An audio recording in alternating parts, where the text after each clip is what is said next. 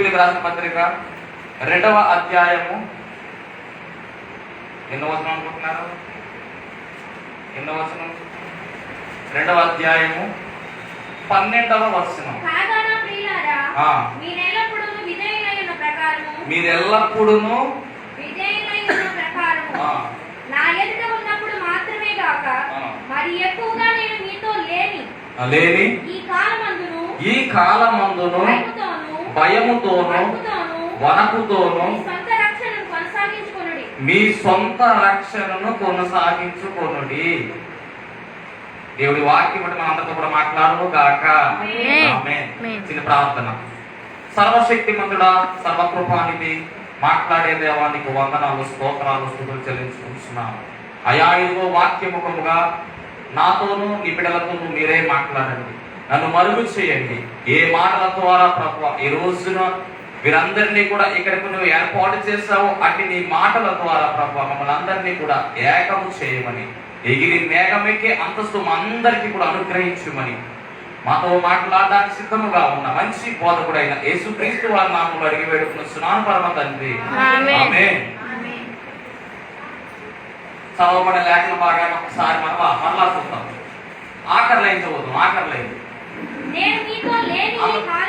అందరూ చూడండి ఒకసారి. అందరూ చెప్పరు. నేను మీతో లేని ఈ కాలమందును, ఒకసారి అందరూ చెప్పండి వెనక. నేను మీతో లేని ఈ కాలమందును భయముతోను వణకుతోను మీ సొంత రక్షణను కొనసాగించుకొనుడి.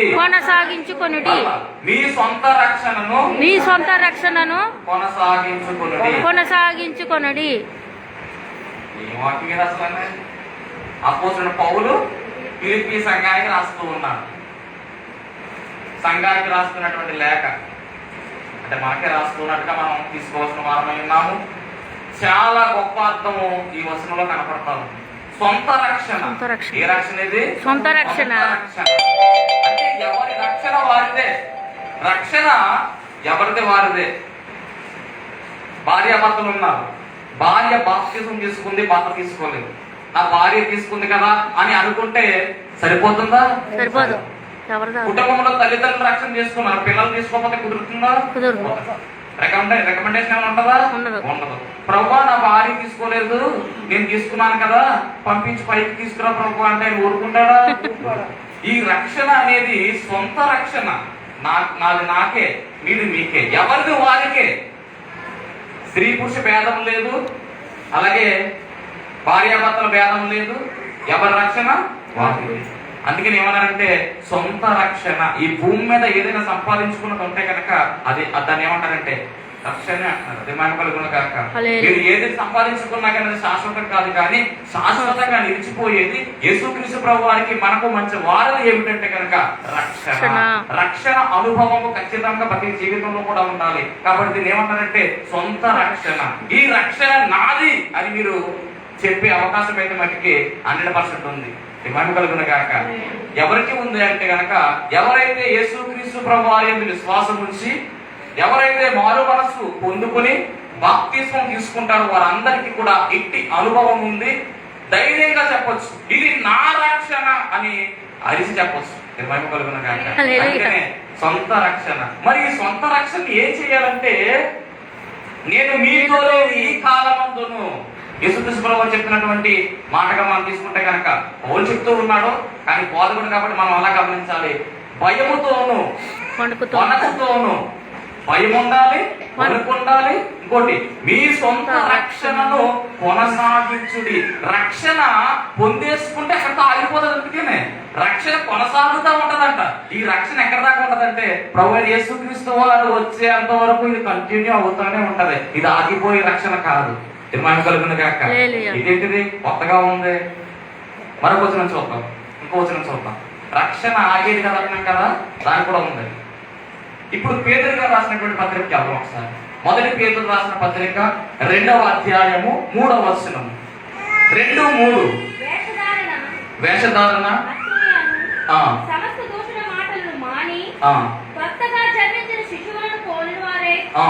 నిర్మలమైన వాక్యమును పాల వలన రక్షణ విషయములో ఎదుగు నిమిత్తము అంటే చాలండి, రక్షణ విషయంలో ఎదిగే నిమిత్తం అంటే రక్షణ ఆగిపోతుందా ఎదుగుతుందా అంటే ఎదుగుతుంది. కాబట్టి అపోస్తలుడు పౌలు చెప్పినటువంటి ఆ మాట చాలా స్పష్టమైనటువంటి మాట. ఎందుకంటే అక్కడ ఆయన ఏం చెప్తున్నాడంటే మీ సొంత రక్షణను ఏం చేయమంటున్నాడు పౌలు గారు? కొనసాగించాలి, కంటిన్యూ చేయాలి. నేను రక్షణ పడిపోయాను కదా, సాల్వ్, ఆదివారం మందిరానికి ఏం వెళ్తానని చెప్పి ముసుగేసి పడుకుంటూ కుదురుతుందా? కక్క మొక్క తినాలని చెప్పేసి కుదరట్లేదని చెప్పి ఇంటి దగ్గర వంట వేసుకుని కూర్చొని కుదురుతుందా? ఏదేమైనా కానీ, ఎన్ని కార్యాలు ఉన్నా కానీ, ఎన్ని పనులు ఉన్నా కానీ, ఎన్ని ఫంక్షన్లు వచ్చినా కానీ, ఫంక్షన్ ఎవరు వస్తాయి సౌండ్ చాలా బాగుంది, బయటకు వెళ్ళిపోతుంది వాయిస్. కాబట్టి కొన్ని విషయాలు జాగ్రత్తగా మైక్ మైక్ ఉంటే ఇదొక ఇబ్బంది. మైక్ లేకపోతే ఇదైనా చెప్పొచ్చు, మైక్ ఉంటే చాలా జాగ్రత్తగా మాట్లాడతాం. ఇక్కడ బయటికి బాగా బయటకు వెళ్ళి పెడితే కనుక ఇంక ఇబ్బంది అయిపోతుంది. దేవుని స్తోత్రం కలుగుతుంది. ఓకే, ఎన్ని వచ్చినా గాని, ఎన్ని ఆటంకాలు వచ్చినా గాని, నీవు మంచం మీద నుండి లేవలేని పరిస్థితి వస్తే, ఒకవేళ సిలైన్ ఎక్కినా పర్లా, సూదన ఇబ్బంది ఏమో లేదు, వచ్చేయచ్చు. వచ్చి కూర్చునే ఓపిక నీలో ఉంటే కనుక వచ్చి ఇంకా అవకాశం, ఒకవేళ పడుకునే అవకాశం ఇక్కడ ఉంటుంటే కనుక నాకు నేను వచ్చి పడుకుంటానన్న పర్లేదు, ఇబ్బంది ఏమీ లేదు. ఏదేమైనా ఆదివారం ఒక్క రోజు మాత్రమే, వారానికి ఒక్క రోజు మాత్రమే. శుక్రవారం పెడతారు, వస్తే లేదా మానేస్తారు, అది మీ ఇష్టం. కానీ ఆదివారం మట్టికి ఎప్పుడు కూడా మనం ఏం చేయకూడదు, నిర్లక్ష్యము చేయకూడదు. అదేంటో విచిత్రం, ఈ ఆదివారం కకల్లా ఆడిపోతూ ఉంటారు. మళ్ళా ఆదివారం, తర్వాత ఆదివారం, తర్వాత ఆదివారం, ఇంచుమించు 3 ఆదివారాలు 4 ఆదివారాలు వచ్చేస్తాయి. ఒక ఆదివారం అయితే నిండుగా ఉంటారు పండగ కింద. మళ్ళీ ఆదివారం ఎలా ఉంటారు, ఫోటో తీసి పెడతాం పని చేయక స్తోత్రం గారు ఇబ్బంది లేదు చెప్పండి. మీకు అంతక్కలేదండి బాబు, మా పెట్టండి. ఎక్కడ దాకా వచ్చాం?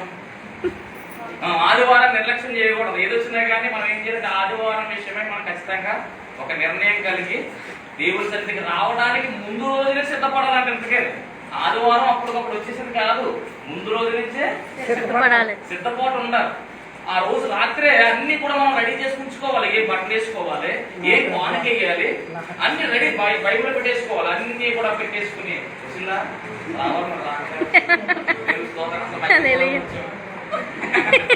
భయం కలిగిన కాక. కాబట్టి ఆదివారం రోజు ముందు రోజే, శనివారం రోజే సిద్ధపడి రావాలి.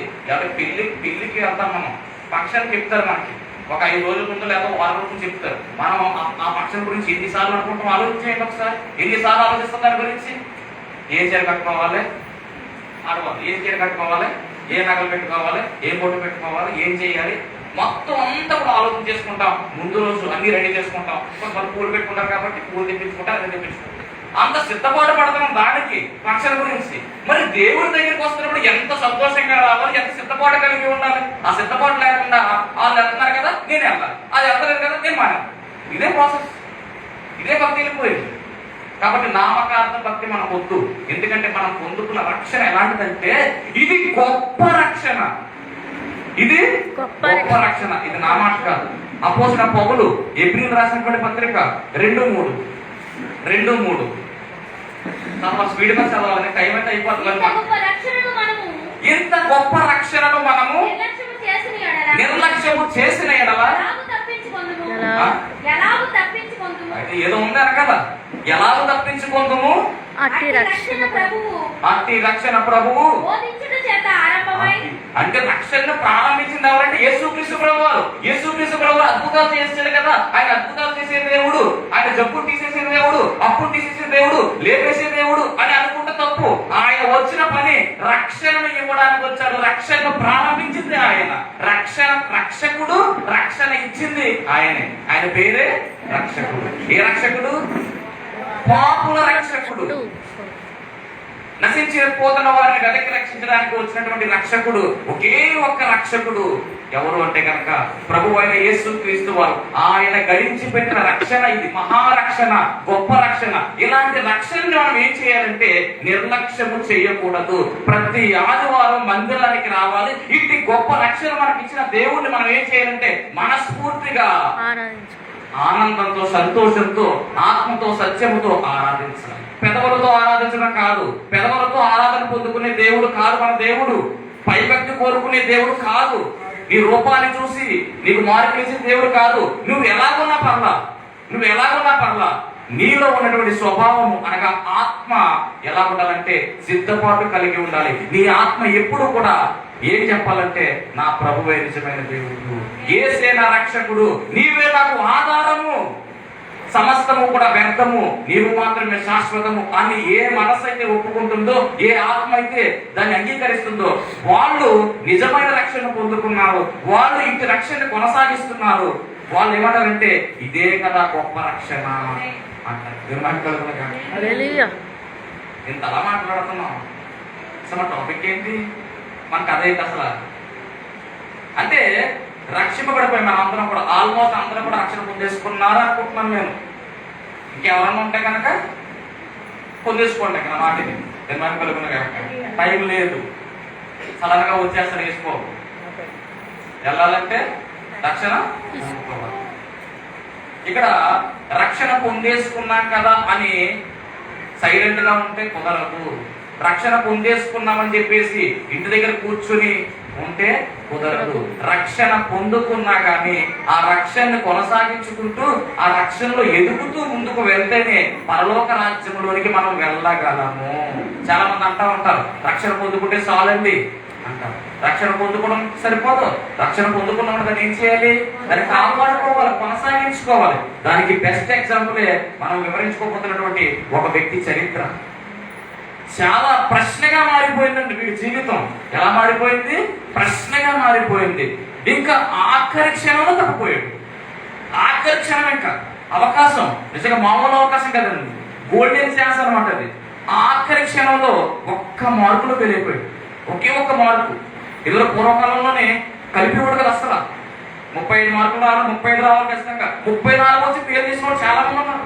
ఇప్పుడైతే సేమ్ పాస్ చేస్తున్నారు. ఇప్పుడు 20 వచ్చినా కానీ 14 15 మార్కులు వేస్తారు, లాగేస్తున్నారు. కానీ అప్పుడు అలా కదా ఆ రోజుల్లో మేము చదువుకున్న రోజుల్లో కన్నా ఎలా ఉంటుందంటే ఒక్క మార్కులో ఫెయిల్ అయిపోయింది, ఒక్క మార్కులో ఫెయిల్ అయిపోయిందని చెప్పి ఎంత మార్కులు వచ్చినవాడు. అలాగే ఈ వ్యక్తి కూడా ఒకే ఒక మార్కులో ఫెయిల్ అయిపోయింది.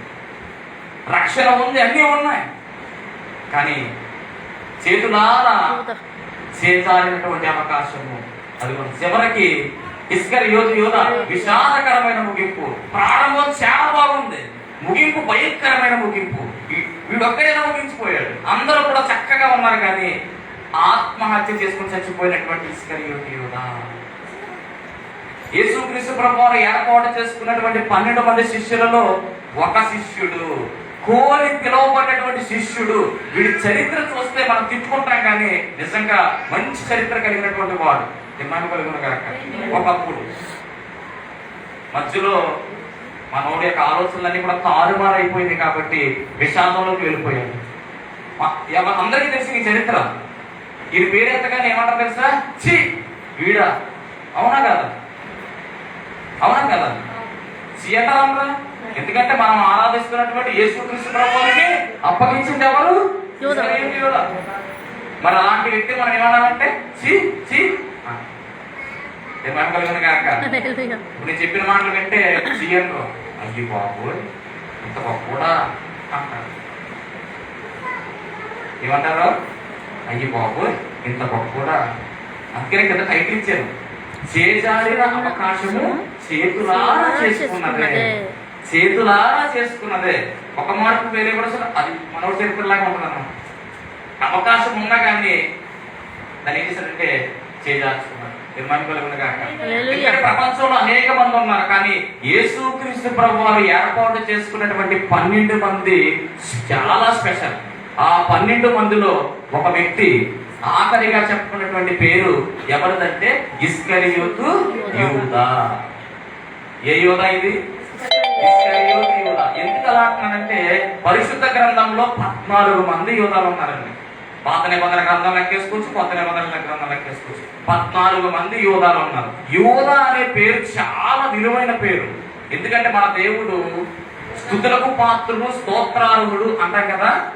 ఆ యోధ అనే దానికి అర్థం ఏంటంటే స్తోత్రము లేదా స్తుతి అని అర్థం. ఏమర్థం అండి? స్తోత్రము లేదా స్తుతి. పేరు బాగానే ఉంది కానీ మనోడు తీరు బాగా, పేరు బాగానే ఉంది, తీరు బాగా. కొంతమంది పేర్లు బాగుంటాయి, తీరు ఎలా ఉంటుంది? బాగుంటుందా? కాబట్టి పేరుకు తగినటువంటి తీరు కలిగి మనం జీవించాలని ప్రభు పేరిట మీ అందరికీ తెలియజేస్తూ ఉన్నాను. ఓకే, ఒకసారి మనోడి గురించి వెళ్దాం. యూదా, యేసుక్రీస్తు ప్రభు వారు ఏర్పాటు చేసుకున్నటువంటి ఈ యూదా అనేటటువంటి పేరు ఇస్కరియోతు యూదాగా పిలువబడుతూ ఉంది. ఏం పేరండి? ఇస్కరియోతు యూదా. ఇప్పుడు నాకు డౌట్ వచ్చింది, ఇస్కరియోతు యూదా అంటే యోధా ముందు ఉన్నటువంటి ఇస్కరియోతు అంటే ఏంటి? చాలా మంది ఏమంటారంటే ఇంటి పేరు అంటారు. ఏం పేరు అయితే ఇంటి పేరు. అంతేకాదు మన పేరు ముందు ఏముంటది? మన ఇంటికో పేరు ఉంటది, ఆ పేరు అక్కడ పెడతారు. అలాగే ఇస్కరియోతు యోధా యొక్క ఇంటి పేరు ఏంటంటే కనుక ఇస్కరియోతు. ఇబ్బంది కలుగును గాక. నిజమేనా? ఎక్కడ ఇంటి పేర్లు ఉన్నాయి బైబిల్ గ్రంథంలో? ఇంటి పేరు ఇక్కడైతే ఇంటి పేర్లు ఉన్నాయి మనకైతే. మరి అటు సైడ్ ఇంటి పేర్లు ఉన్నాయా? అటు ఇస్కరియోతు యోధా అంటే ఇంటి పేరు కాదు, మొత్తం మీద ఏదో ఉంది అక్కడ. ఇస్కరియోత్ అంటే దాని అర్థం ఏంటంటే కనుక ఇస్కరియోత్ అన్నదాన్ని 2 పదాల కింద విడగొట్టుకుంటే, విడగొట్టడం ఏముంది? ఇస్కరియోతుని విడగొడితే కనుక ఇస్ ప్లస్ కెరియోతు అనే 2 పదాల యొక్క కలయిక. Is plus కెరియోతు. ఇస్ అనేటటువంటి మాటకు అర్థము పురుషుడు లేదా మనిషి అని అర్థం. ఏంటండి? పురుషుడు లేదా మనిషి అని అర్థం. అలాగే కెరియోతు అనేటటువంటి మాటకు అర్థం పట్టణము అని అర్థం. పట్టణము అంటే ఇస్ అనే మాటకేమో పురుషుడు అని అర్థం చేసుకుంటే కనుక కెరియోతు అంటే పట్టణం అని తీసుకుంటే ఆ పక్కన ఉన్నటువంటి యోధా అంటే కెరియోతు అనే పట్టణానికి చెందిన యూదా. ఏ పట్టణం చెందినవాడు? కెరియోతు అనే పట్టణానికి చెందినటువంటి యూదా. మరి ఈ కెరియోతు ఎక్కడ ఉంది అంటే కనుక ఎబ్రోనుకు దగ్గరలో ఉంది. ఎబ్రోన్ ఎక్కడ ఉందంటే కనుక యూదా పట్టణంలో ఉన్నటువంటి ఒక పట్టణము. అంటే మొత్తానికి ఈ యొక్క ఇస్కరియోతు యూదా అనే పేరు ఏం చూస్తుందంటే ఈయన ఉన్నటువంటి ప్రాంతాన్ని చూస్తుంది. యూదా పట్టణానికి చెందిన వాడే ఇస్కరియోతు యూదా. దేవుని మహిమ కలుగును గాక. అంటే ఇస్కరియోతు యూదా ఉన్నటువంటి ఆ పట్టణం ఏమిటంటే యూదా అనే పట్టణము. యూదా పట్టణం అన్నా దేశం అన్నా ఏదన్నా తీసుకోవచ్చు. మరి అలాంటి పట్టణం నుంచి వచ్చినటువంటి వాడు అంటే పట్టణ నివాసి ఎవరు అంటే ఇస్కరియోతు యూదా. మనకు తెలుసు శిష్యులైనటువంటి వారు అందరూ కూడా ఎలాంటి వారు? పేతురు గారు ఏం పని చేసేవాడు? చేపలు పట్టుకున్నాడు. ఆంద్రేయ ఇంకా ఉన్నారు కదా, యాకోబు, వీళ్ళందరూ కూడా, యోహాను, వీళ్ళందరూ కూడా ఏ పని చేసేవాడు అంటే చేపలు పట్టుకునే జాలర్లు. అంటే వీళ్ళందరూ కూడా పల్లి వాతావరణం వాళ్ళు, పల్లెలు వీళ్ళందరూ కూడా అంటే పల్లెటూరు వాళ్ళు అనుకోండి, ఇంకా సింపుల్ గా చెప్పాలంటే. మరి ఈయనైతే మట్టికి పట్టణం నుంచి వచ్చాడు. ఎవరంటే ఇస్కరియోతు యూదా. పట్టణం నుంచి వచ్చాడంటే ఖచ్చితంగా మనోడు చదువుకున్న వాడై ఉంటాడు. అలాగే చరిత్రలో రాయబడిన విషయం ఏంటంటే ఇతని యొక్క తండ్రి పేరు సీమోను. సీమోను చూద్దాం ఒకసారి తండ్రి గురించి, సీమోను గురించి. యోహాను రాసినటువంటి సువార్త 6:71 చూద్దాం. తండ్రి పేరు కూడా ఇంటి పేరు ఉంటుంది. నా సీమోను ఇస్కరియోతు. చూసారా అర్థమైంది మీకు ఇందాక కాన్సెప్ట్? ఇస్కరియోతు యూదా అన్నారు. ఇక్కడ ఏమన్నారంటే ఇస్కరియోతు సీమోను అన్నమాట. ఇతను సీమోను ఇస్కరియోతు కుమారుడైన యూదా 12 మందిలో ఒక్కడై ఉంది. చాలేదు అక్కడ. అంటే ఈ సీమోను అనేటటువంటి వ్యక్తి ఎవరు అంటే కనుక యూదా యొక్క తండ్రి. అందుకని ఇద్దరి పేర్లకి కూడా ఏముందంటే ఇస్కరియోతు అనే పేరు ఉంటుంది అనమాట. ఇప్పుడు ఇది ఎలా తీసుకోవాలంటే ఇస్కరియోతు సీమోను అనే వ్యక్తి ఇస్కరియోతు యూదాకు తండ్రి అవుతాడు అని మనం భావించాలి. అంటే ఇతను కూడా ఏ ప్రాంతం చెందినవాడు అంటే కెరియోతు అనే పట్టణానికి చెందిన మనుష్యుడు సీమోను. అర్థమైంది అందరికీనే? అర్థం అర్థం కదా. అంటే ఇస్కరియోతు యోధా అంటే ఇంటి పేరు కదా, వాడి ఊరి పేరు. వాడి ఊరు ఏంటంటే యోధా అనేటటువంటి పట్టణము. పట్టణస్థుడు ఎవరంటే కనుక సీమోను పేతురు. మరొక విషయం, యేసుక్రీస్తు ప్రభువును ఏర్పాటు చేసినటువంటి 12 మంది శిష్యుల్లో 11 మంది గలిలయ ప్రాంతానికి చెందినవారు. వీడు ఒక్కడే యోధా ప్రాంతానికి చెందినవాడు. డిఫరెన్స్ వచ్చి చూసారా? 11 మంది గలిలయ ప్రాంతానికి చెందినవారు, వీడు ఒక్కడు మాత్రమే యోధా ప్రాంతానికి చెందినవాడు. యేసుక్రీస్తు ప్రభువారు కూడా గలిలయ ప్రాంతానికి చెందినవాడే. అందుకనే గలిలయలోని నజరేతను ఊరి వాడు అని చెప్పబడ్డాడు యేసుక్రీస్తు ప్రభువారు. ఆయన పెరిగిన జీవితం అంతా కూడా గలిలయ పెరిగాడు. అంటే ఈ 11 మంది కూడా మనం గమనిస్తే యేసుక్రీస్తు ప్రభువారికి తెలిసిన వారే. యేసుక్రీస్తు ప్రభువారి ఊరి వారికి 11 మంది, కానీ ఈ ఒక్కడే యూదా మాత్రమే వేరే ప్రాంతం నుంచి వచ్చాడు. మహిమ కలుగును గాక. అందుకే 11 మంది ఒక పక్కకు వచ్చారు, వీడు ఒక్కడు ఒక పక్కకు వచ్చాడు. చాలా సైలెంట్ గా ఉండేవాడు అంటే వీడు, చాలా నెమ్మదస్తుడు అంట. నెమ్మదస్తుడే, కానీ చివరికి ఏం చేశాడంటే యేసుక్రీస్తు ప్రభువారిని నమ్మేశాడు.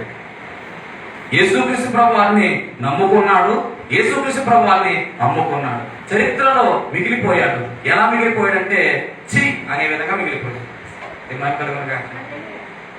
మీరేందా మీరే అన్నారు కదా, ఇస్కరియోతు పేరు చెప్తే ఏమంటారు మీరు? ఏమంటున్నారు? తీసుకోక నమ్మేశాడండి. రేట్ చెప్పమంటారు, ఎంత రేటు? 30. ఒక అంతకుడికి ఇచ్చినటువంటి కూలి, విడుదలకి ఇచ్చినటువంటి సొమ్ము 30 వెండి నాణాలు కనిపిస్తుంది. 300 దేనారాలు కాదు, అంతకేమే 300 దేనారాల రేటు కాదు, అంతకేమైంది. ఎంత రేట్ అంటే 30 వెండి నాణాలు ఇస్తే అది పట్టుకుని సంచులు వేసుకుని ఏ సైడ్ అమ్మేసి. అంత గొప్ప చరిత్ర ఉంది ఈ బాబు కలిగిన. ఏ సైతో ఉన్నాడు, ఏ సైతో నడిచాడు, ఏ సై నమ్ముకున్నాడు, కానీ చివరికి యేసయ్యను అమ్ముకున్నాడు. చరిత్రలో మిగిలిపోయింది. యూదా అనే పట్టణానికి చెందినటువంటి ఇస్కరియోతు యూదా. వంద చరిత్ర 100 పోలేదా? ఏమి నేర్చుకోవచ్చు ఇందువల్ల? నేటి సమాజంలో ఇస్కరియోతు యూదాలు అనేక మంది ఉన్నారు. మనలో కూడా ఒక్కొక్కసారి ఇస్కరియోతు యూదా వస్తూ ఉంటాడు. వాడు వచ్చి వెళ్ళిపోతూ ఉంటాడు. చాలా జాగ్రత్తగా ఉంటాడు. చాలా డేంజర్, చాలా డేంజర్ ఇస్కరియోతు యూదా. ఎందుకంటే యేసయ్యనే అమ్మేశాడు, యేసయ్యనే అమ్మేశాడు. అంత గొప్ప వ్యక్తి, అంత తెలివైనవాడు. పట్టణముకు చెందినవాడు, వ్యాపారం చేశాడంటండి. అంటే చరిత్రలో రాయబడిన విషయాలు ఇవన్నీ కూడా నేను నమ్మను కానీ కొంచెం మరి నేను చదివాక చెప్తున్నాను. ఈ సీమోన్ అనేటువంటి వ్యక్తి అంట తగర వ్యాపారం చేసేవాడు. తగరం అనేటటువంటి వ్యాపారం చేసేవాడు. ఆ వ్యాపారంలో యూదా కూడా ఉండి ఉండొచ్చు. అందుకనే డబ్బు సంచి ఎవరికి అప్పచెప్పాడంటే దేవుడు ఇస్కరియోతు యూదాకి అప్పచెప్పాడు. వ్యాపారం బాగా తెలుసు కాబట్టి. మిగిలిన అందరూ కూడా చదువుకోలేదు, ఏలుముద్రలు అన్నీ కూడా.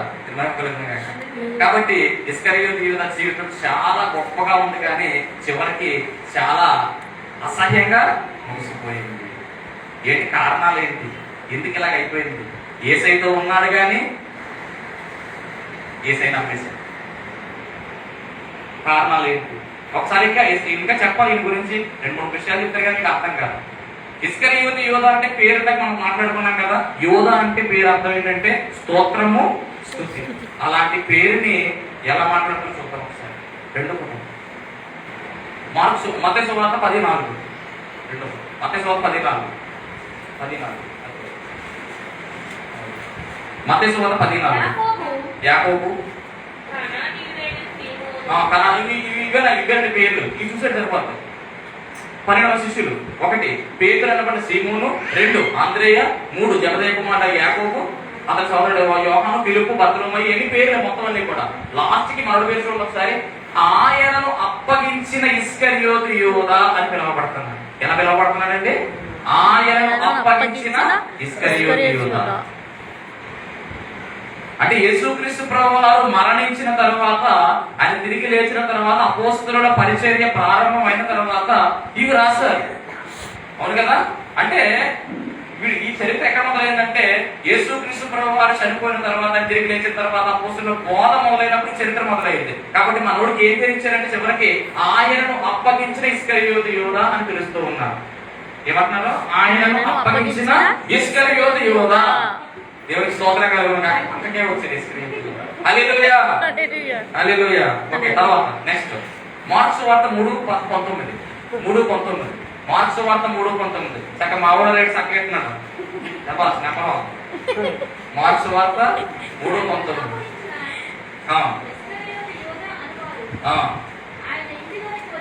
అమ్మ ఒకసారి చూడండి చెప్పాను షార్ట్గా చెప్తున్నాను. ఇది ఏంటంటే శిష్యులైనటువంటి వారు వారి అనుభవాలు చెప్తా ఉన్నారు. మత్తయి సువార్తలోని ఆయనను అప్పగించిన ఇస్కరియోతు యోధా టైటిల్ ఇచ్చారు. అంటే యేసయ్యను అప్పగించినటువంటి ఇస్కరియోతు యోధాగా పిలువబడ్డాడు మత్తయి సువార్తలో. మార్క్స్ సువార్తలో కూడా అలాగే పిలువబడుతున్నాడు. అంటే పేరు రాయొచ్చు కదా డైరెక్ట్ గా. ఇక్కడ వీళ్ళందరూ పేరు రాసినట్టు ఇక్కడ సింపుల్ గా ఇస్కరియోతు రాయొచ్చు కదా. పనిగట్టుకుని ఏం చేశారంటే చూడండి ఎంత దూరంగా అసలు రాయొచ్చు అసలు. అంటే మనోడి చరిత్ర ఎంత గొప్ప చూసారా. అంటే మొదట్లో ఒకలా ఉంది, చివరి వస్తువులోకి మొత్తం తారుమారు అయిపోయింది. అందుకనే కార్య ప్రారంభము కంటే లేదా కార్య ఆరంభము కంటే అంతము మేలు. నువ్వు పుట్టిన దినము కంటే చచ్చిన దినము, మన లాంగ్వేజ్ అది, బైబిల్ అలా ఉండదులేండి. పుట్టిన దినము కంటే మరణ దినము గొప్పది. అది అది అసలైనటువంటి లాంగ్వేజ్. మన లాంగ్వేజ్ వేరే ఉంటుంది కాబట్టి అలా వచ్చేస్తుంది వెనకలుగుతుంది కాక. పనిగట్టుకి రాశారు ఈ మాట, ఆయన అప్పగించిన. మత్తయి సువార్త ఇదే ఉంటుంది, మార్క్స్ సువార్త ఇదే ఉంటుంది. ఇంకోటి చూద్దాం. తర్వాత ఏం సువార్త ఉంది? లూకా సువార్త. వైద్యుడైనటువంటి డాక్టర్ గారు రాస్తున్నటువంటి సువార్త చూద్దాం. ఆయన ఏమన్నాడు? 6:16 యాకోబు ద్రోహియగు అబ్బా వాళ్ళిద్దరునైతే అప్పగించినటువంటి అని మాట్లాడాలి. శుభ్రంగా ఉంటుంది. ఈయనేమంటాడంటే ద్రోహి అంటాడు. ఎవరు ద్రోహి? ఇస్కరియోతు యోధా ద్రోహి అంటాడు మొత్తానికి. చూడండి, ద్రోహియగు ఇస్కరియోతు యోధా, వీడు ద్రోహి అంటాడు సింపుల్ గా. ఎవరంటే లూకా గారు. ఓకే, ఇంకో అతను చూద్దాం. యోహాన్ గారు ఏమన్నా చూద్దాం. ఈయన ఇంకా ఉందో చక్కగా వేస్తాడు. ఈయన 12:6 యోహాన్ 12:6 కొత్తగా వస్తుంది బైబిల్. బాగుంది. 12:6 వాడి ఇలాగు చెప్పినది కాదు కానీ వాడు దొంగ అయి ఉండి ఇస్కరియోతు యూదా దొంగ. ఇస్కరియోతు యూదా శిష్యుడు కదా. ఇప్పుడు చరిత్ర ఎలా మారిపోయిందంటే దొంగ. మత్తయి గారు మార్కు గారేమో ఆయనను అప్పగించిన అని ఓ బిరుదిచ్చారు. లూకా గారేమో వీడు ద్రోహి అన్నారు. యోహాన్ గారు అయితే వీడు దొంగ అంటున్నారు. ఏమన్నా చూసారా ఎలా ఎలా ముగిసిపోతుందో.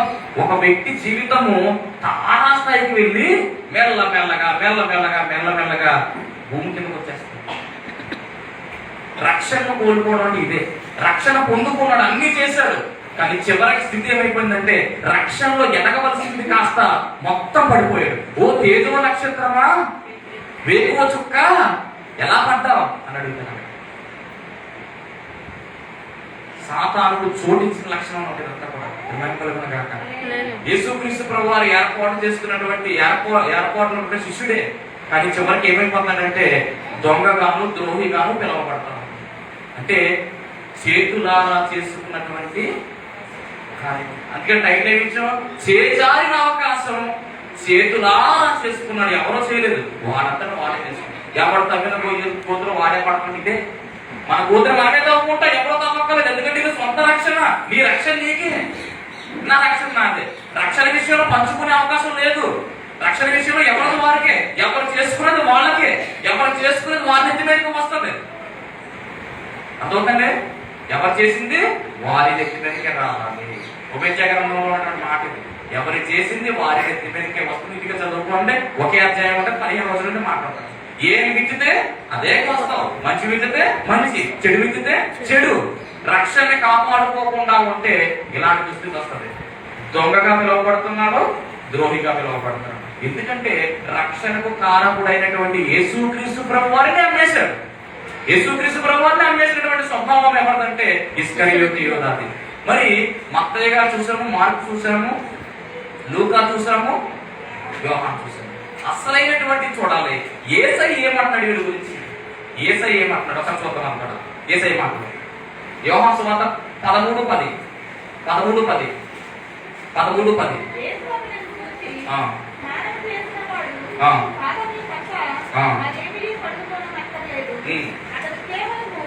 పవిత్రుడయ్యను. ఆ, అందరూ ఆ. పవిత్రులు కాదని. మీలో అందరూ పవిత్రులు కాలేరు. అక్కడ 12 మంది శిష్యులు ఉంటారన్నమాట. యేసుక్రీస్తు పాచుడి కార్యక్రమం చేస్తాం, కాళ్ళు కడిగే కార్యక్రమం చేస్తామంటే ఆయన అంటున్న మాట తెలుసా, మీలో ఉన్న వారు అందరూ కూడా పవిత్రులు కాదు, మీలో ఒక అపవిత్రుడు ఉన్నాడు. ఆ అపవిత్రుడు ఎవరంటే ఇస్కరియోతు యూదా. యేసయ్య ఇండైరెక్ట్ గా చెప్తున్న మాట, వీడు అపవిత్రుడు అని మాట్లాడు. దొంగగా పిలువబడ్డాడు, ద్రోహిగా పిలువబడ్డాడు. స్వయంగా యేసుక్రీస్తు ప్రభువు అంటున్న మాట ఏమిటంటే వీడు అపవిత్రుడు. ఎవరి గురించి? ఇస్కరియోతు యూదా గురించి. ఇంకా ఇంకోటి చూద్దాం. 26, 24 మత్తయి సువార్త. మత్తయి సువార్త 26, 24. వాడి పేరు ఏంటి కూడా. మత్తయి సువార్త 26, 24. 24. మనుష్య కుమారుని గూర్చి వ్రాయబడిన ప్రకారము మనుష్య కుమారుల గురించి రాయబడిన ప్రకారమే ఆయన పోవచ్చున్నాడు కానీ మనుష్య కుమారుడు అప్పగింపబడుచున్నాడు. ఎవరి చేత మనుష్య కుమారుడు అప్పగింపబడుచున్నాడు? ఆ మనుష్యుడికి శ్రమ. ఆ మనుష్యుడు పుట్టి ఉండని ఎడల ఆ మనుషుడు పుట్టకుండా ఉంటే మేలు. అబ్బబ్బా, స్వయంగా యేసయ్య అన్న మాట. మనుష్య కుమారుడు ఎలాగైనా అప్పగించబడిపోతాడు, కానీ అప్పగించేవాడు ఉన్నాడు సరే, వాడు నిజంగా దురదృష్టవంతుడు. అలాంటి వాడు పుట్టకుండా ఉంటే మేలు అంటాడు. యేసయ్య స్వయంగా చెప్పిన మాట ఇది. అంటే అటువంటి గొప్ప బిరుదు ఎవరు పొందుకున్నారంటే ఇస్కరియోతు యూదా. ఒక పక్కన అపవిత్రుడు అంటున్నాడు ఆయన, ఒక పక్కన ఏమంటాడంటే అసలు అలాంటి వాడు పుట్టకుండా ఉంటే మంచిది అంటున్నాడు. మత్తయ్య గారు ఏమన్నారు, మార్క్ గారు ఏమన్నారు? మత్తయ్య గారు ఏమన్నారు, మార్క్ గారు ఏమన్నారు? లోకా గారు ఏమన్నారు? దొంగ ద్రోహ. రైట్, బాగా ఉన్నారు, ఎలక్ట్గా ఉన్నారు. ఆ తర్వాత యోహాన గారు యేసయ్య అపవిత్రుడు. రెండవది పుట్టకుండా ఉంటేనే మేలు. ఓకే, ఇంకొక మాట చూద్దాం. యోహాను సువార్త 19:11. 19:11. అందుకు యేసు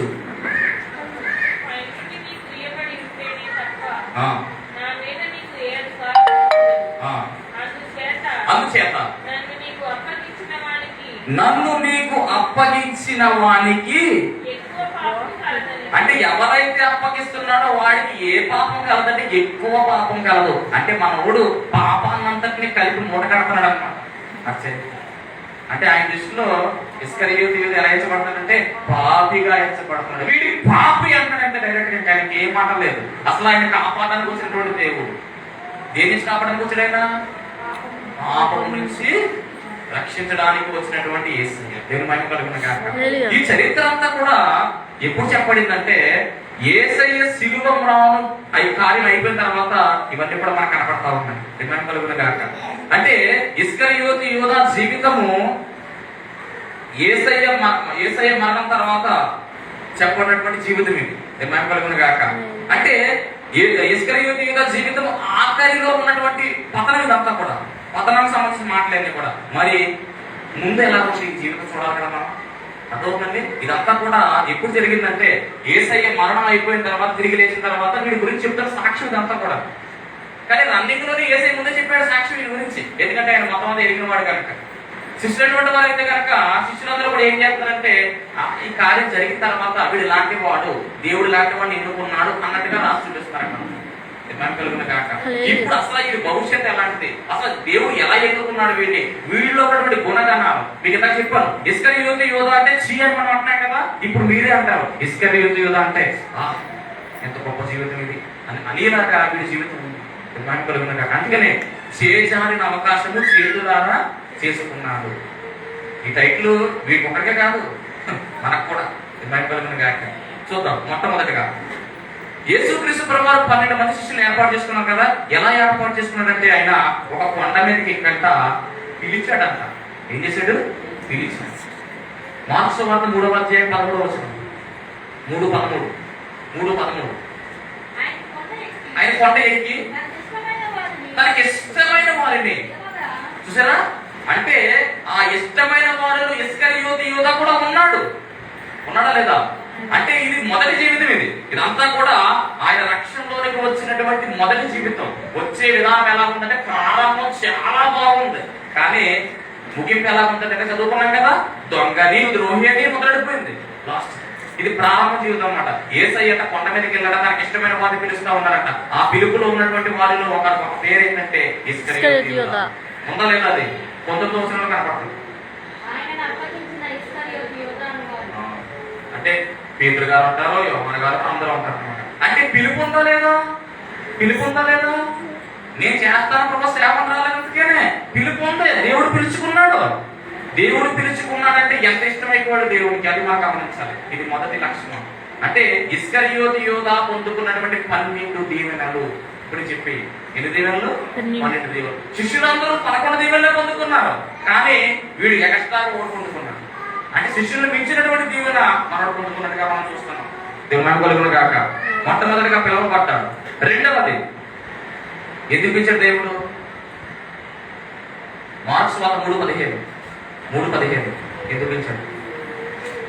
ఎందుకు వారు ఆయనతో కూడా చూసారా, వారు ఆయనతో ఉండునట్లు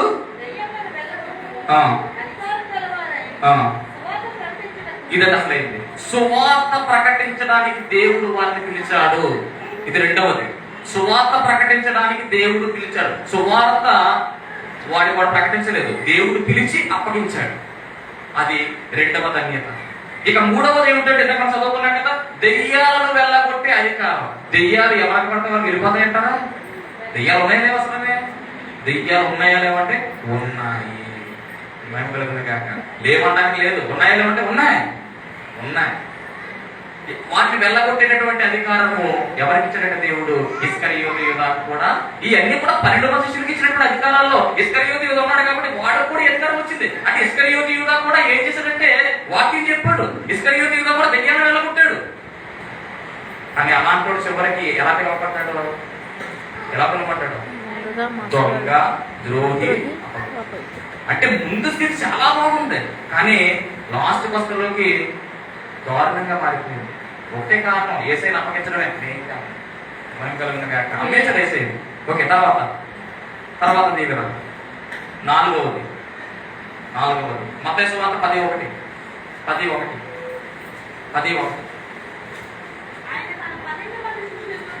ఆయన తన 12 మంది శిష్యులను పిలిచి అపవిత్రాత్మలను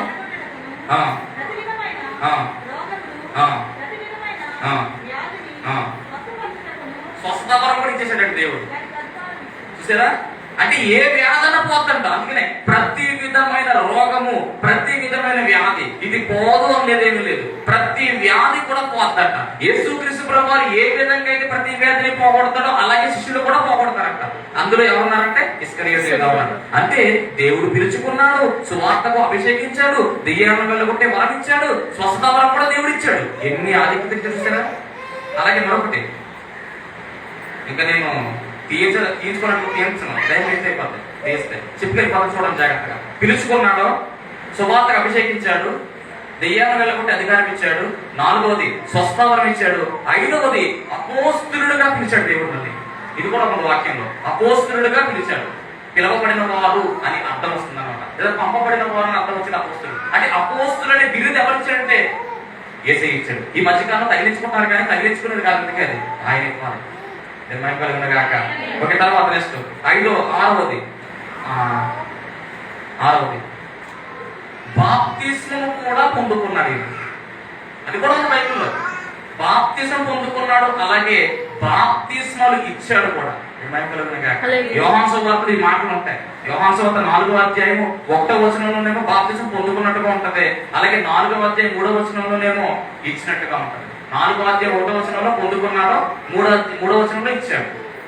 ఓకే, నెక్స్ట్ యేసుతో నడిచాడు, యేసుతో ఉన్నాడు, యేసుతో తిన్నాడు. ఇది ఒక ధన్యత. ఎందుకంటే యేసయ్యతో ఉండే అవకాశం అందరికి వచ్చింది ఆ కాలంలో, రాదు కదా. యోహాను కంటే యేసు ఎక్కువ మంది శిష్యులుగా చేసుకుని వారికి బాప్తిసం ఇస్తున్న సంగతి. అంటే యేసయ్య చేత బాప్తిసం పొందుకున్న వ్యక్తి ఎవరంటే కనుక ఇస్కరియోతు యూదా. తర్వాత 4వ వచనం, 3వ వచనం, ఆయనను యేసే బాప్తిసం ఇవ్వలేదు, కానీ ఆయన శిష్యులు ఇచ్చేది. అంటే ఖచ్చితంగా ఈయన ఏం చేశాడంటే బాప్తిసం కూడా ఇచ్చేవాడు. అంటే ఒక పాస్టర్ కింద దేవుడు అభిషేకించాడు అనమాట. వరాలు ఇచ్చాడు, దెయ్యాలు పోతున్నాయి, వ్యాధులు పోతున్నాయి, అలాగే బాప్తిసం ఇస్తున్నాడు. ఎంత బాగా వాడబడతాడు. మరో విషయం, జీవ గ్రంథంలో పేరు కూడా రాయబడింది. ఏ గ్రంథంలో? జీవ గ్రంథంలో. అలాగే పరలోకములో 12 సింహాసనాలు వేస్తాను, ఆ 12 సింహాసనాలు నువ్వు కూడా కూర్చుంటావు దేవుడు మాటించాడు. అంత వాక్యమే లేదా? చూద్దామా? మత్తయి సువార్త 19:28. 19:28. 19:28. యేసు వారితో ఇట్లనెను, యేసు వారితో ఇట్లాగేమో పునశ్చరమందు ఆ, మనుష్య కుమారుడు ఆ, తన మహిమ గల సింహాసనం మీద ఆసీనుడై ఉన్నప్పుడు ఆ.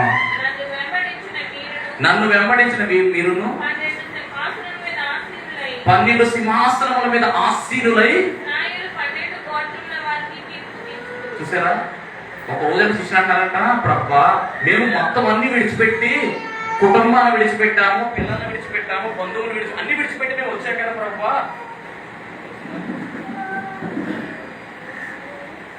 అన్ని విడిచిపెట్టి వచ్చాం కదా, మేము వచ్చిన దానికి చేసిన దానికి మాకు ఏంటై ఉపయోగం అడుగుతున్నారంట. శిష్యులందరూ వీళ్ళు అడిగితే దేవుడు అంటాడంట, పరలోకంలో నాకు సింహాసనం ఉంటుంది కదా, ఆ సింహాసనం చుట్టూ 12 సింహాసనాలు మీకు వేస్తాను, ఆ సింహాసనం మీద కూర్చోవడమే కాదు 12 గోత్రాల వారికి మీరు తీర్పు తీరుస్తారు అని చెప్పేసి. అంటే ఇస్కరియోతు యూదా కూడా ఏముంది అక్కడ? సింహాసనం. జీవగ్రంథంలో పేరుందా లేదా? కాక ఎంత ఆధిక్యత పొందుకున్నాడు. అలా మనం అది లెక్కేసుకుంటున్నాడు. మొత్తానికి 12 దేవుళ్ళు వస్తాయి. 12 దేవుడు ఏంటంటే యేసుక్రీస్తు ప్రభువారు బాగా నమ్మారు కాబట్టి డబ్బు మూట ఆయనకి ఇవ్వడం జరిగింది. అంటే ట్రెజరర్ గా పనిచేశాడు, అంటే కోశాధికారిగా పనిచేశాడు, అంటే ఒక సూపర్వైజర్ అనమాట. డబ్బు వ్యవహారం అంతా కూడా ఎవరు చూసుకునేవారంటే మనం చూసుకున్నాం. డబ్బు వ్యవహారం అంతా కూడా చూసుకునేది ఎవరంటే కనుక ఇస్కరియోతు యూదా. ఎంత దీవెన పొందుకున్నవాడు చివరికి ఎలా పిలువబడుతున్నాడు? దొంగ, ద్రోహి, అపవిత్రుడు. వీడు పుట్టకుండా ఉంటేనే మేలని ఎలా పిలువబడుతున్నాడు. అంటే మొదటి స్థితి ఎంత బాగుంది కానీ కడపటి స్థితి ఎలా మారిపోయిందంటే మొత్తం డౌన్ అయిపోయింది. అందుకనే తారాస్థాయికి చేరుకున్న వ్యక్తి ఒక్కసారిగా పడిపోయాడు.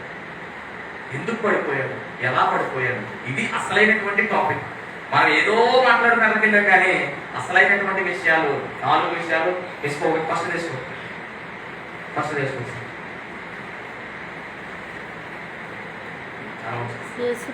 ఇప్పుడు ఇది పొందుకున్నాడు కదా, ఒకసారి దాని గురించి వెళ్దాం. ఇది పొందుకున్నాడు కదా, పొందుకున్నటువంటి ఈ వ్యక్తి చివరికి ఏమైపోయాడంటే ఆత్మహత్య చేసుకున్నాడు. ఏం చేసుకున్నాడు? చెట్టుకు ఉరేసుకున్నట్టుగా బైబిల్ గ్రంథంలో ఉరి పోసుకున్నట్టుగా రాయబడింది. ఒక దుక్కునే ఉరి పోసుకున్నాడు ఉంది, ఒక దుక్కునేమో పైనుంచి పడ్డాడు, పేగిరేది పైన చచ్చిపోయాడు రాయబడింది. ఏది తీసుకోవాలి?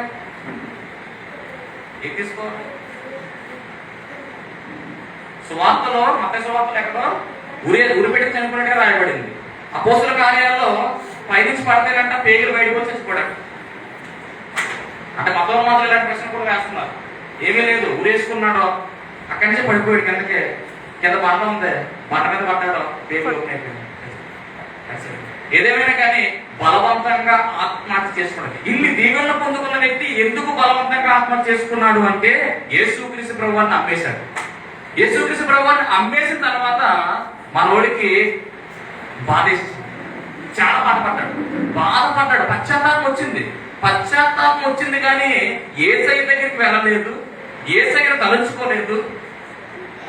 డైరెక్ట్ గా ఎవరి దగ్గరికి వెళ్ళాడంటే ఎవరికైతే యేసయ్యను అమ్మేశాడో వాళ్ళ దగ్గరికి వెళ్ళి ఆ సంచి ఇచ్చేసాడు. ఆ 30 ఇచ్చేసి నాకు సంబంధం లేదు, ఆయన విడుదల చేయడం చెప్పి అడిగితే వాళ్ళు తీసుకోలేదు. వెంటనే ఆ మూట ఆ గదిలో పాడేసి, ఆ దేవాలయంలో పాడేసి, ఆ 30 మూట పాడేసి డైరెక్ట్ గా వెళ్ళిపోయి ఏం చేశాడంటే ఊరేసుకుని చచ్చాడు. ఒక్క మాట ప్రభువులను క్షమించు అని ఒక్క మాట అనలేకపోయాడండి. నిజంగా ఎంత గొప్ప జీవితము. యేసయ్యతో ఉన్నాడు, యేసయ్యతో తిరిగాడు. యేసు ప్రేమ అంటే ఏంటో తెలిసిన వాడే కానీ చివరికి పతనం ఎలా ఉందంటే కనుక ప్రారంభం చాలా బాగుంది కానీ ముగింపు భయంకరంగా ముగిసిపోయింది. ఆత్మహత్య ఎవరో కూడా ఆత్మహత్య చేసుకోకూడదు. ఎందుకంటే బలవంతంగా ప్రాణం తీసుకోవడం హత్యతో సమానం అయిపోతుంది. మన ప్రాణాన్ని మనం తీసుకునేటటువంటి అధికారం మనకు లేదు.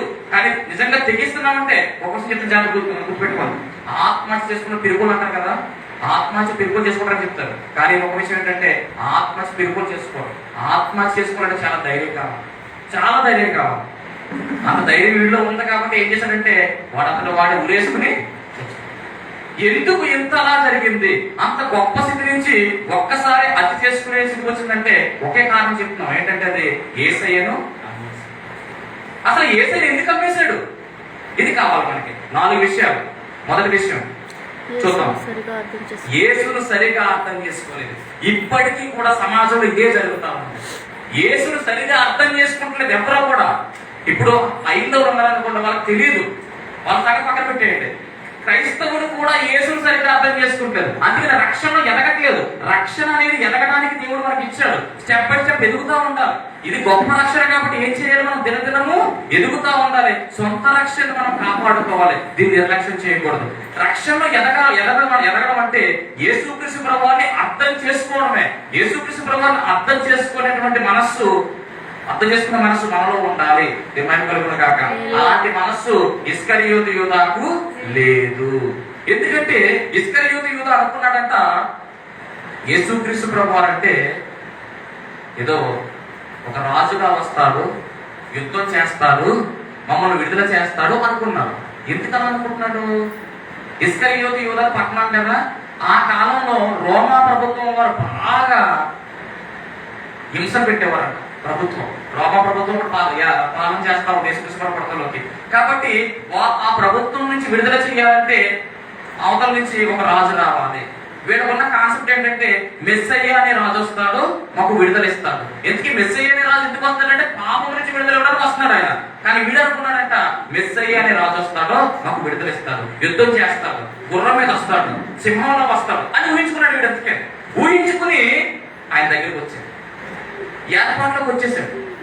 కానీ ఊహించుకున్నది ఒకటి, జరిగింది ఒకటి. గుర్రం మీద వస్తాడంటే ఈ దీని వచ్చాడు, సింహంలో వస్తాడంటే ఎలా వచ్చాడు, గొర్రె పిల్లలు. మీకు అర్థం కాదు. ఇక్కడే వచ్చింది మైనస్. నేను అనుకున్నాను కదా సింహంలో వస్తాడంటే సింహంలో రాలేదు, గుర్రం మీద వస్తాడంటే గాడి మీద వచ్చాడు, యుద్ధం చేస్తాడంటే యుద్ధం చేశాడా, యుద్ధం చేయలేదు. ఆ తర్వాత ఇంకా ఉన్నాయి పాయింట్స్. తర్వాత రాజ్యాన్ని స్థాపించాలి. ఎక్కడ స్థాపించాడు రాజ్యాన్ని? రాజ్యం స్థాపించాడు, కానీ కళ్ళకు కనబడేటటువంటి రాజ్యం అప్పటికి ఇంకా స్థాపితం కాలేదు. ఆయన చనిపోతున్న సంఘమే ఒక రాజ్యంగా మారింది. కానీ ఆయన స్థాపించిన రాజ్యము శాంతి రాజ్యాన్ని స్థాపించాడు. మనోడు కోరుకునే రాజ్యము, కళ్ళకు కనబడే రాజ్యం. అప్పటికప్పుడు ఆ రాజ్యం ఏర్పడాలి, రాజుగా ఉండాలి, రాజ్యంతో రావాలి అని అనుకున్నాడు. అలా వస్తే కనుక ఆయన రాజు అవుతాడు, నేను మంత్రిని అవుతాను అని ఊరేగింది. అన్ని కూడా రివర్స్ అయిపోయింది మొత్తం. ఈయనకి అర్థం కాదు. యేసయ్య గొప్పతనం అర్థం. అభిషేకం పొందుకున్నాడు, అద్భుతాలు జరిగించాడు, అన్ని చేసేస్తున్నాడు. ఇస్కరియోతు కూడా అన్ని చేసేస్తున్నాడు, బాప్తిసం కూడా ఇచ్చేస్తాడు. కానీ పూర్తిగా పరిపక్వం చెందలేనటువంటి భక్తిలో ఎవరున్నారంటే ఇస్కరియోతు యూదా ఉన్నాడు. అందుకనే నేటి సమాజం ఎలా ఉందంటే యేసయ్య నమ్ముకుంటున్నారు, వాక్యాలు వింటున్నారు, ప్రార్థన చేస్తున్నారు, కానీ పూర్తిగా యేసయ్య ఎందుకు వచ్చాడో తెలియకుండా ముందుకు వెళ్ళిపోతున్నారు. అసలు యేసయ్య ఎందుకు వచ్చాడంటే మన అప్పులు తీర్చేయడానికి, లేకపోతే మన వ్యాధులు పోగొట్టేయడానికే, పెళ్లిళ్ళు చేసేయడానికే అనుకుంటున్నారేమో. కాక అందుకే ప్రార్థన చేసే వాళ్ళు చాలా మంది ఉంటారు, అందుకే మందిరానికి వచ్చే వాళ్ళు చాలా మంది ఉంటారు. కానీ యేసయ్య వచ్చింది ఎందుకు అంటే నీవు చచ్చిన తర్వాత ప్రారంభమయ్యే జీవితానికి పునాది వేయడానికి యేసయ్య వచ్చాడు. అదండి అసలే. మనం చచ్చిన తర్వాత మరొక జీవితం ఉందంట, రెండవ జీవితం. అది దిమాంకలుగా కాక పునర్జన్మ, రెండవ జన్మ వస్తారా? జన్మలు ఉన్నాయంటారు 7 జన్మలో. ఆ జన్మలు కదా ఎందుకు? మనకి జన్మలన్నీ ఏమీ లేవు. శరీరం మరణం అయిపోతుంది, మట్టిలోకి వెళ్ళిపోతుంది. ఆత్మ అనేది మరణం కాకుండా నిత్య జీవంలోకి వెళ్ళాలంటే యేసయ్యను వెంబడించాలి. ఆత్మకు 2 ఛాయిస్ ఇచ్చాడు దేవుడు. ఒకటేమో నిత్య జీవం, 2 నిత్య నరకం. నిత్య నరకంలోకి వెళ్ళడానికి సాతానుడు ఉన్నాడు, నిత్య జీవంలోకి వెళ్ళడానికి ఎవరు ఉన్నారంటే యేసయ్య ఉన్నాడు. ఆ నిత్య జీవంలోకి వెళ్ళడానికి నిన్ను తీసుకువెళ్ళడానికి ఆయన వచ్చాడు. అందుకనే నేనే మార్గము, నేనే సత్యము, నన్ను నమ్ముకోండి అప్పులు తీసేస్తాను, నన్ను నమ్ముకోండి పెళ్లి చేస్తాను, నన్ను నమ్ముకోండి పిల్లనిస్తాను అని ఏమీ చెప్పలేదు. అలాగే చేయడం నేను అన్నాను, అలాగే చేయడు అని నేను అన్నాను. ఆయన చేస్తాడు. కానీ మనం విశ్వసించవలసింది ఏమిటంటే, మెయిన్ సిద్ధాంతం ఏమిటంటే నిత్య జీవము ఇచ్చేది యేసుక్రీస్తు ప్రభువులు వారు మాత్రమే. ఈ జీవితము 70 సంవత్సరాలు, 80 సంవత్సరాలు లేదా 100 సంవత్సరాలు. కానీ ఆ జీవితము మరణించిన తర్వాత వచ్చే జీవితము ఎల్లకాలం ఉండే జీవితము. రక్షింపబడి యేసుక్రీస్తు ప్రభువుని కలిగి నిత్య జీవంలోకి వెళ్తే నిత్యము ఆయనతో మనం ఉంటాం. ఏ మాత్రం తేడా జరిగినా కానీ నిత్యాగ్ని గుండములో పురుగు చావదు, అగ్ని కాదు. ఇది రెండవ మరణము. శరీర మరణం అందరికి వచ్చేస్తుంది. అది యేసుక్రీస్తు ప్రభువుని నమ్ముకోకపోయినా అందరూ పోతారు. కానీ రెండవ మరణము తప్పించుకోవాలంటే కనుక యేసుక్రీస్తు ప్రభువుని కలిగి ఉండాలి. మీరు నమ్ముకున్నటువంటి యేసయ్యను గట్టిగా పట్టుకోవాలి, విశ్వాసాన్ని గట్టిగా పట్టుకోవాలి, రక్షణను పెంచుకుంటా వెళ్ళాలి, రక్షణలో ఎదగాలి. అంటే యేసుక్రీస్తు ప్రభువుని ఎప్పటికప్పుడు అర్థం చేసుకుంటూ ముందుకు సాగాలి. ఆత్మీయంగా మనం అందరం కూడా ఎదగాలి అని దేవుడు చెప్తా ఉన్నాడు. దీని కలుగును గాక. అందుకనే శరీరానుసారులుగా కాకుండా ఆత్మానుసారులుగా మనం జీవించాలి. శరీరము నిష్ఫలము, ఆత్మయే జీవితం. మనమందరం కూడా యేసుక్రీస్తు ప్రభువుని అర్థం చేసుకుంటే ఇస్కరియోతు యోధా వలె మనం మారము.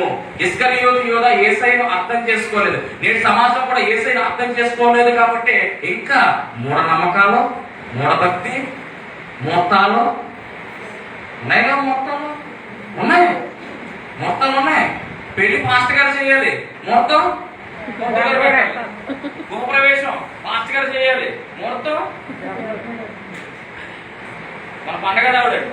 సిమెంట్ రోడ్ నీట్గా వేసారు, చాలా బాగా వేసారు సిమెంట్ రోడ్, కొత్తగా మొన్న వేసారు. ఒక తల్లి ఏం చేస్తుందంటే పేడకల్లా పేహాటం పైన ఏ అంటే పండగ డబ్బులు నమ్ముకున్నావా? నమ్మాను.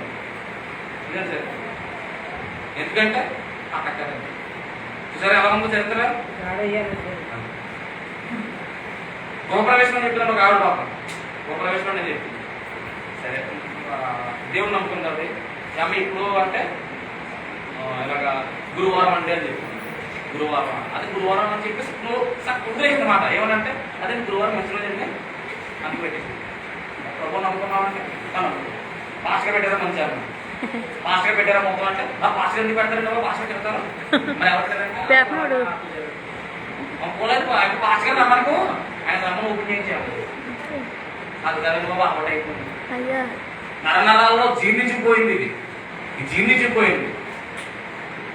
ఓపెనింగ్ పాస్టర్ గారు కావాలి, పెళ్లి చేయడానికి పాస్టర్ గారు కావాలి, సలహాకి పాస్టర్ గారు కావాలి, మొత్తానికి ఒత్తులు గారు రావాలి. దేవుడు అంటాడు కదా, విగ్రహారాధన చాలా చాలా భయంకరమైనది. చాలా జాగ్రత్తగా ఉండండి. విగ్రహాలు చూడండి, పోకండి. విగ్రహారాధన చేయకండి.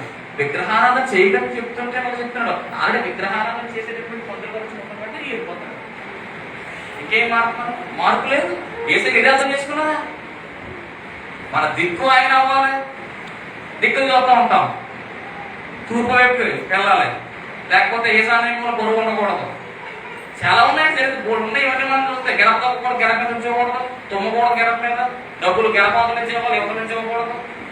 ఇవన్నీ అంటే ఇవన్నీ మార్చుకోవాలని చెప్తాను అంతే, అంత నిజం కాదు.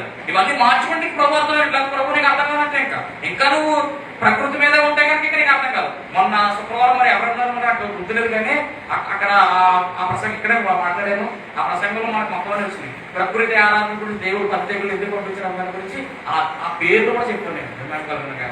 ఒక్కొక్క దేవుడికి ఒక్కొక్క దేవత పేరు కారణం అయిపోయింది. అందుకనే అక్కడ ప్రత్యేకులు వచ్చినాయి. ఇశ్రాయేలు గురించి ప్రత్యేకులు, ఇశ్రాయేలు గురించి అంటే ఐగుప్తు గురించి ప్రత్యేకులకు కారణం అది. అంటే ప్రకృతిని మనం దృష్టిలో పెట్టుకోకూడదు, సృష్టిని మనము పూజించకూడదు, సృష్టికర్తను మనము పూజించాలి. కాబట్టి ఇప్పటికైనా మనం ఏం చేయాలంటే సరిగ్గా ఆయన అర్థం చేసుకోవాలి. ఇస్కరియోతు యూదా సరిగ్గా అర్థం చేసుకోవాలి. కాబట్టి ఇటువంటి ప్రాబ్లమ్స్ అన్ని కూడా వచ్చింది. ధర్మాన్ని కలుగును గాక. మరి మనం అర్థం చేసుకుందామా లేదా? చేసుకుందామా?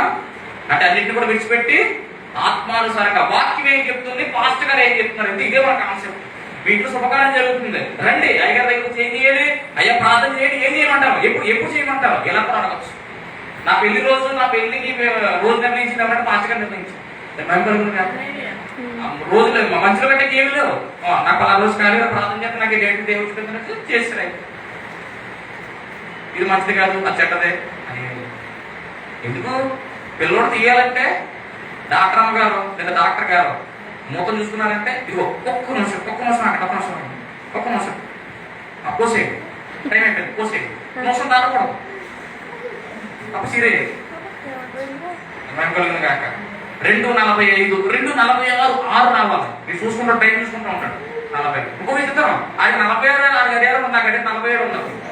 అదేంటి మరి తేడా?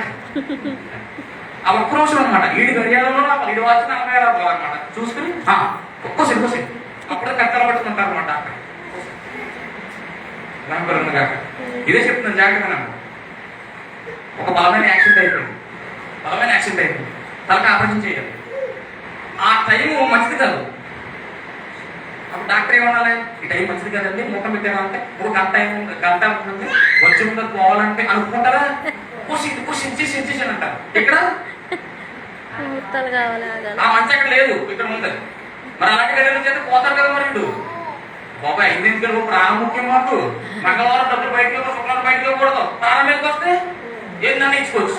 ప్రాణం కదండి బాబా, బతుకుంటే అవసరం ఉండదు. ఎందుకు ఇవన్నీ ఆలోచించేస్తే అన్ని కూడా మనకి ప్రశ్న వస్తుంది. తప్పు కదా. గడప అదే చెక్క, మనం మంచం కూడా అదే చెక్క. పడుకుంటాం, తప్పకూడదాం, కూర్చోకూడదాం. మరి మంచం మీద పడుకుంటున్నాం, కింద పడుకోవాలి. అదే చెక్క. కొంతమంది గడప చేసిన చెక్కే మంచం చేయించుకుంటారు. మరి అక్కడేమో ఏమవుతుంది, తొక్కితే తొక్కకూడదు, నుంచోకూడదు. మరి మనకి మంచం మీద ఏం చేస్తున్నాం, అదే చెక్క కదా, పడుకుంటున్నాం. మారిపోయింది. పరిస్థితి మారిపోతుంది అన్నమాట. ఆలోచన మారిపోతుంది. ఈ ఆలోచన మనం కల్పించిన ఆలోచనలే. కాబట్టి వాటిని విడిచిపెట్టి ప్రకృతిని ప్రకృతిలాగా ఉంచాలి.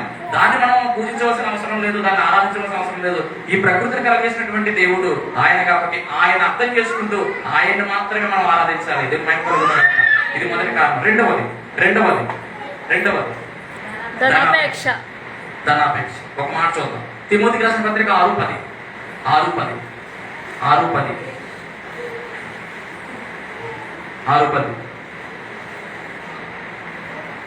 ఎందుకనగా ధనాపేక్ష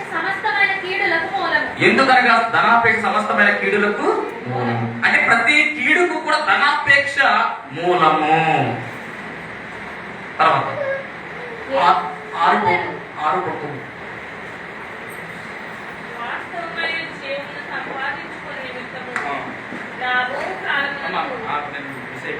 మత్తయి సువార్త 6:24 6:19 చదవాలా? 6:24 చదవాలా? 6:24 ఎవరును ఇద్దరు యజమానులకు దాసుడుగా ఉండనేరడు. హలో, ఎవడును ఇద్దరు యజమానులకు దాసుడుగా ఉండనేరడు. అంటే సిరికి డబ్బుకి దేవునికి కూడా మనం దాసులుగా ఉండలేమంట. ఉంటే దేవుడికి దాసులుగా ఉండాలి, లేదా డబ్బులకు దాసులుగా ఉండాలి. అది గుర్తుపెట్టుకోండి. అంత డేంజర్ అనమాట దాని అపేక్ష అనేది. అలాగే 6:9 భూమి మీద మీ కొరకు ధనాన్ని కూర్చుకొనవద్దు. చూసారా, భూమి మీద మీ కొరకు ధనాన్ని కూర్చుకొనవద్దు.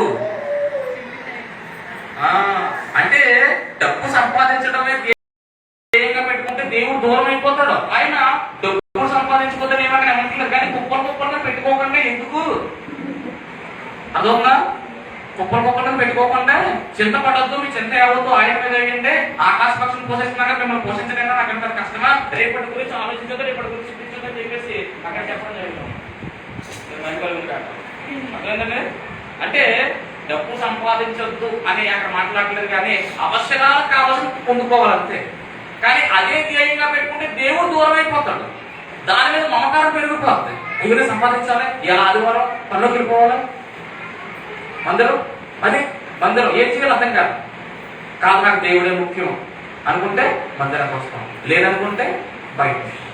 ఇదే పరిస్థితి అన్నమాట. కాబట్టి సిరికి లేదా ధనానికి దేవునికి దాసులుగా ఉండడం అయితే మట్టికి కాదు. అయితే దేవునికన్నా దాసులుగా ఉండాలి, లేదా ధనానికన్నా దాసులుగా ఉండాలి. అలాగే ఎబ్రీ 13:5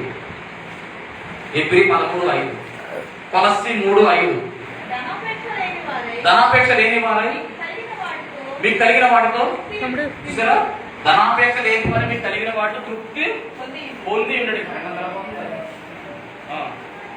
ఓకే, తర్వాత ఇంకొక మాట మనం ముగించుకోవాలి. కొలస్సీ 3:5 కావున భూమి మీద ఉన్న మీ అవయములకు అనగా జారత్వమును, దురాశను,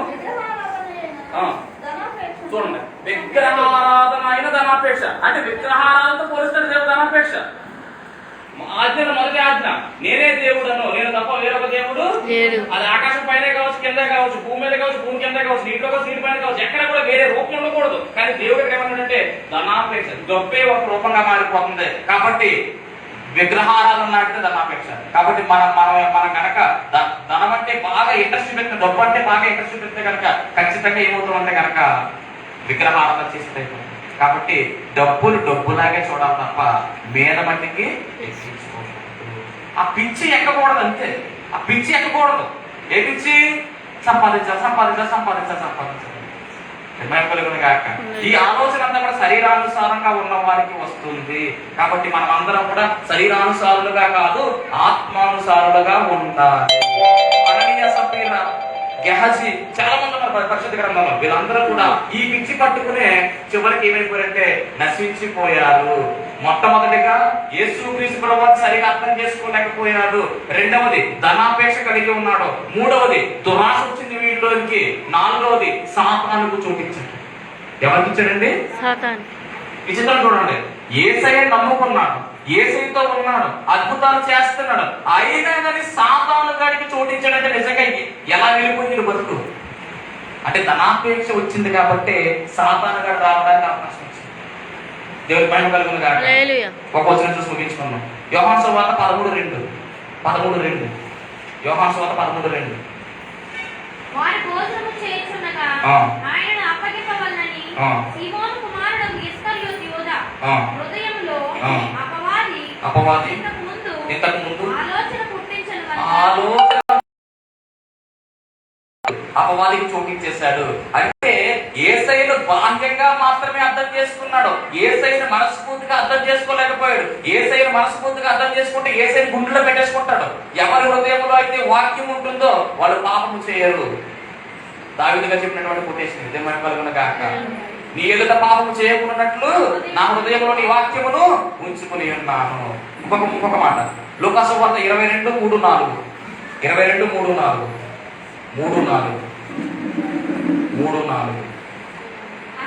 అంతటా అనబడిన యోధాలో చూసారా, యోధాలకు ఏం ప్రవేశించింది? అందుకనే యేసుక్రీస్తు ప్రభువారిని అప్పగించే ప్రయత్నం చేశాడు. 30 వెండి నాణాలకు అమ్మేసి ఏం చేసింది సార్? యేసయ్య ప్రార్థన చేసుకోవడానికి యేసమనే తోటలోకి వెళ్దాం. అక్కడి నుంచి తిరిగి వస్తా ఉంటే ఇస్కరియోతు యూదా యేసయ్య దగ్గరికి వెళ్ళి ముద్దు పెట్టుకున్నాడు. 10 మంది శిష్యులు కూడా అక్కడే ఉన్నారు, 11 మంది శిష్యులు కూడా అక్కడే ఉన్నారు. ఆయన దగ్గరికి వెళ్ళట ముద్దు పెట్టుకున్నాడు. ప్రేమతో పెట్టుకోలేదు, ఇదంతకే ముద్దు అప్పగించడానికి. పరిశుద్ధ గ్రంథంలో ఉన్నాయి, చాలా కనపడతాయి మనకి ముద్దుల గురించి. అది ఎందుకంటే ప్రేమకు సంబంధించినటువంటి దానిగా వాడతారు. కానీ మొట్టమొదటిగా వీడు వాడింది ఎందుకంటే ఒక గుర్తుగా వాడాడు. ఒక గుర్తు, నేను ఎవరినైతే ముద్దు పెట్టుకుంటానే ఆయన యేసయ్య, నేను ఎవరైతే ముద్దు పెట్టుకుంటానో ఆయన యేసయ్య అని చెప్పి అక్కడ ఉన్నటువంటి సైనికులు చెప్పి మనోడు వెళ్ళి యేసయ్య ముద్దు పెట్టుకుంటే యేసయ్య ఏమంటారు సార్? 50 ఇస్కరియోతు యూదా నన్ను అప్పగించడానికే కదా నువ్వు ముద్దు పెట్టామంటారు. ఈ మాట కూడా బైబిల్లో లూకా సువార్త 22 ఉంటుంది మాట. అలాగా ముద్దు పెట్టుకున్న వెంటనే సైనికులందరూ కూడా ఆయన దగ్గరికి వచ్చి, ఆ బంట్రులందరూ కూడా ఆయన దగ్గరికి వచ్చి ఆయన మీద పడిపోయి ఆయన్ని లాక్కుని వెళ్ళిపోయారు. ముద్దుతో యేసయ్యను అప్పగించినటువంటి చరిత్ర ఇస్కరియోతు. 30 వెండి నాణాలకు అమ్మేసినటువంటి బ్రతుకు ఇస్కరియోతు. అందుకనే ఆయన గురించి ఏమంటారంటే వీడు అప్పగించిన వాడు, వీడు దొంగ, వీడు ద్రోహి, వీడు అపవిత్రుడు, ఇలా కూడా పుట్టకుండా ఉంటే మేలు అని చెప్పి అంత చరిత్ర రాయడం జరిగింది. అంటే ప్రారంభం చాలా బాగుంది, ముగింపు అంటే రక్షణను కాపాడుకోలేకపోయాడు. రక్షణ పొందుకున్నాడు, అన్ని ఉన్నాయి, రక్షణకు ఆధారమైన యేసయ్య పక్కన ఉన్నా కానీ పొందుకోలేకపోయాడు. చూసారా? మరి మన బతుకు ఎలా ఉంది? రక్షణ పొందేసుకున్నాం, అన్ని చేసేస్తున్నాం, కానీ దాన్ని కాపాడుకుంటున్నామా లేదా? లోకంలోనే ఇంకా ఉన్నామా? లోకాచారంలో ఇంకా ఉన్నామా లేదా చూసుకోవాలి మనం ఖచ్చితంగా. లోకానికి మనం ఎలా ఉండాలంటే దూరంగా ఉండాలి. లోకములో ఉన్నది ఏది ఆయనది కాదు. లోకంలో ఉన్నది ఏంటంటే శరీరాస, నేత్రాస, జీవోద్ధామకు, ఇవి నావి కావు అంటున్నాడు ఆయన. మరి మనం ఎలా ఉండాలంటే ఆయనలో ఉండవలసిన వారమైన, లోకము నుంచి వేరు చేయబడ్డాము, లోకము నుంచి నాజీరు చేయబడ్డాము. మనం లోకంలో ఉండాలి, కానీ లోకం మనలోకి రాకూడదు. పడవ వెళ్ళాలంటే నీరు కావాలి. అంటే పడవ వెళ్ళాలంటే నీరు క్రింద ఉండాలి, నీటిలో పడవ ఉండాలి. కానీ పడవలోకి నీళ్ళు వస్తే పడవ మునిగిపోతుంది. అలాగే మనం లోకంలో వెళ్ళాలి, కానీ లోకం మనలోనికి రాకూడదు. పడవ వెళ్ళాలంటే నీళ్ళు ఎలా ఉండవు, అలాగే మనం ప్రయాణించిన లోకం మనతో ఉండాలి. కానీ లోకాలైతే మనకి మన హృదయం రాకుండా మనము జీవించినట్లయితే మటుకి ఇస్కరియోతు యూదా వలె మనము ఉండము. తక్కిన శిష్యుల వల్ల మనం అందరము కూడా మంచి పేరు పొందుకుని ఆ హతసాక్షులుగా మనం మిగిలిపోతాం. మహిమ కలుగును గాక. వీడు ఒక్కడే ఆత్మహత్య చేసుకున్నాడు, కానీ మిగిలిన వాళ్ళందరూ కూడా ఇంచుమించు యోహాన్ గారిని పక్కన పెడితే మిగిలిన 10 మంది శిష్యులు కూడా ఏమైపోయారంటే అపసాక్షులు అయిపోయారు. రంపాలతో భయపడ్డారు, తిరగేసారు, సిలువ వేసేసారు, చాలా దారుణంగా చెప్పేశారు మిగిలిన అందరినీ కూడా. అటువంటి అపసాక్షులు పొందుకున్నటువంటి సాక్ష్యాలు మిగిలిన శిష్యులు. అలాంటి సాక్ష్యం మనం పొందుకోవాలి. ఇస్కరియోతు యూదా లాంటి జీవితంలోనికి మనం అయితే మట్టికి వెళ్ళకూడదు. అలా ఉండి ఎలా ఉండి ఇస్కరియోతు యూదా లాంటి జీవితానికి దూరంగా ఉండి మిగిలిన శిష్యులు ఉన్నటువంటి జీవితానికి దగ్గరగా ఉండి యేసుక్రీస్తు ప్రభువారిని ఎత్తి చూపిస్తూ యేసుక్రీస్తు ప్రభువారికి మాదిరిగా ముందుకు సాగుతూ ఆ లక్షణాలన్నీ కూడా మనలో చూపించుకుంటూ ముందుకు సాగిపోయే ధన్యత దేవుడు మనందరికీ కూడా అనుగ్రహించును గాక. ఆమేన్.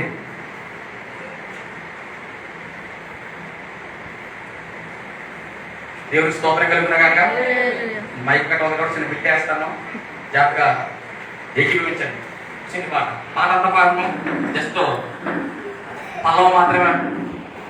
నడిపించుచున్నాడు నజరేయుడు, నడక నేర్పుచున్నాడు నన్ను విడువని దేవుడు.